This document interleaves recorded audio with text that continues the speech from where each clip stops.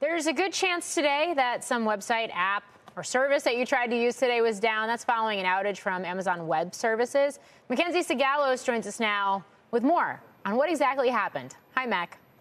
Hey, Morgan. So more than 11 million users have now reported problems, and the count is still rising as this AWS outage drags on. Now, the trouble stems from Amazon's Northern Virginia region. That's its oldest and busiest cloud hub, still the default for countless apps and platforms. This is the same data center complex that Amazon has leaned on for years, where many major platforms first set up shop.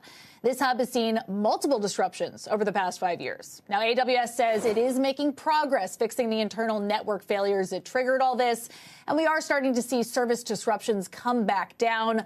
Cyber experts also stressing this is not a hack, but it is another reminder of the risks that come with centralized cloud infrastructure. Despite growing pressure from Microsoft Azure and Google Cloud, AWS still controls more than a third of the global market. Investor sentiment was already shaky heading into earnings, with AWS battling margin compression and a backlog trailing Microsoft and Oracle. This outage does not help. The question now is, does Amazon raise its $118 billion annual CapEx commitment next week to bulk up its data centers, expand compute, and potentially chase more AI demand? Guys? Mac, I wonder, there's an agentic AI challenge here, it seems to me, right? Because we're talking about AI all the time. That is sitting on top of the cloud. If this were 5-10 years in the future, if you don't have people to answer the phones because the agents are doing it for you, or analyze your sales or crunch your numbers, does a cloud outage become a work stoppage for companies? I mean, it seems like the stakes are only getting higher for the economy as we rely more and more on these resources. I mean, today laid bare the fact that Perplexity doesn't have a robust enough multi-cloud strategy.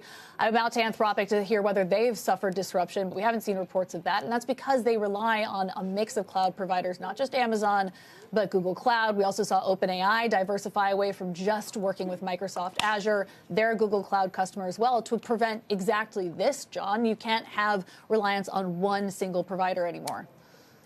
So in light of that, Mac, who are the potential winners, if there are some, coming off of this event?